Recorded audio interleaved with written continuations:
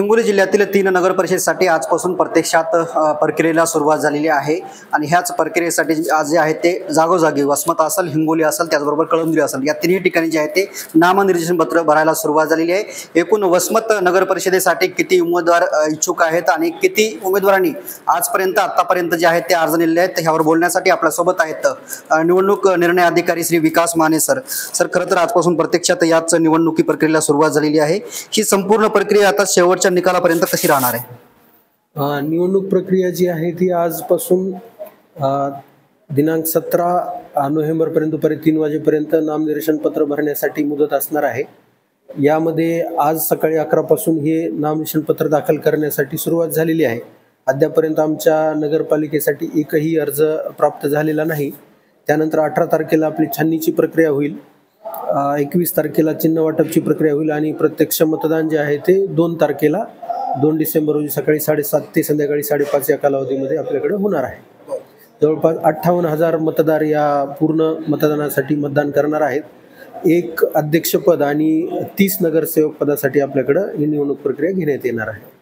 वसमत नगर परिषदेच्या निवडणुकीच्या प्रक्रियेमध्ये किती कर्मचारी आणि किती अधिकारी असणार आहेत? सगळे निवडणूक प्रक्रियेमध्ये मी स्वतः एक निवडणूक निर्णय अधिकारी, एक सहाय्यक निवडणूक निर्णय अधिकारी आपले मुख्य अधिकारी आहेत आणि या व्यतिरिक्त जवळपास एक मतदान प्रक्रियेसाठी आणि पूर्ण त्याच्या अगोदरच्या सर्व टप्प्यासाठी 1000 आपल्या कर्मचाऱ्यांचा सहभाग यामध्ये असणार आहे। खरं तर सर आज प्रत्यक्षात निवडणूक प्रक्रियेला सुरुवात झाली आहे, मात्र तुमच्या वसमतमध्ये जे आहेत ते मतदार याद्यांचा घोळ मिटलेला नाही। मतदारांनी जे आहे ते मतदार यादीवर आक्षेप नोंदवलेला आहे। निवडणूक प्रशासनावर सुद्धा त्यांनी प्रश्नचिन्ह उपस्थित केले आहे। अनेक मतदारांची नावे जी आहेत ते ह्या मतदारसंघातून त्या मतदारसंघात, ह्या वार्डातून त्या वार्डात गेलेली आहेत आणि त्यांनी तसा उपोषणाचा आंदोलनाचा इशारा दिलेला आहे। मतदार यादीची तयार करण्याची प्रक्रिया होती ती काल म्हणजे चुकीच्या दुरुस्तीनंतर अंतिम करण्यात आलेली आहे। त्यानंतर आता आजच्या तारखेला त्या मतदार यादीमध्ये बदल होणं शक्य नाही। नॉमिनेशनची प्रक्रिया इथून सुरू होत असल्यामुळे आता मतदार यादी आपण फ्रीज केलेली आहे। ज्यांचं आता जे एखाद्याचं नाव वगळलं गेलं असेल म्हणजे मतदार यादीमध्येच नाव नाही तर ते आपल्याला फक्त घेता येईल। अदरवाईज एका ठिकाणाहून दुसऱ्या ठिकाणी शिफ्ट करणं आता या क्षणाला शक्य होणार नाही। त्यांचं म्हणणं आहे आमची कुठलीही सहमती नव्हती, आमच्या परवानगीशिवाय हे सगळं केलेलं आहे असं मतदारांचं म्हणणं आहे। मतदार यादीची जी प्रक्रिया होती त्यावेळेस स्थानिक जे नगरपालिकेचे कर्मचारी आहेत त्यांच्यामार्फत स्थळ पाहणी करून ती अंतिम करण्यात आलेली आहे। तत्कालीन मुख्याधिकारी यांच्या म्हणजे प्राधिकृत अधिकारी ते होते, त्यांच्या सोबत बसून ही प्रक्रिया करण्यात आलेली आहे आणि त्यावर नंतर फायनल करण्यात आलेलं आहे।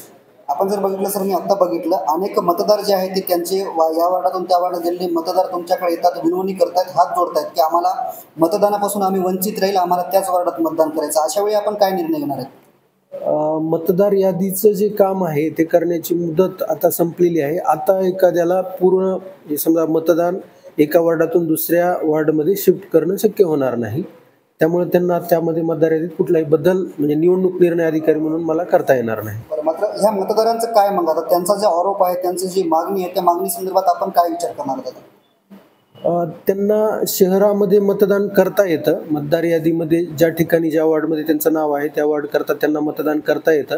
तसेच नगराध्यक्ष पदासाठी पूर्ण शहरासाठी मतदान करता येतं, तर ते मतदानापासून काही वंचित राहणार नाहीत।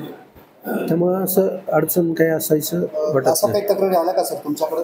अशा तक्रारी आल्या आहेत, जवळपास एक 10-15 लोकांच्या माझ्याकडे तक्रारी आलेल्या आहेत की ज्यांचं नाव एका वार्डातून दुसऱ्या वार्डात गेलेलं आहे।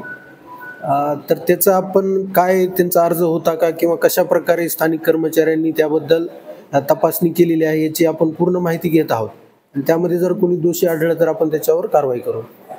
निश्चितच एकीकडे आजपासून प्रत्यक्षात जे आहे ते मतदान प्रक्रियेला सुरुवात झाली आहे, मात्र मतदार याद्यांचा घोळ जे आहे ते या वसमत नगर परिषदेचा अद्यापही न मिटल्याचं आपल्याला पाहायला मिळत आहे। कॅमेरामॅन ज्ञानेश्वर वानखेडेसह मी रमेश चेंडके, TV9 मराठी, वसमत, हिंगोली।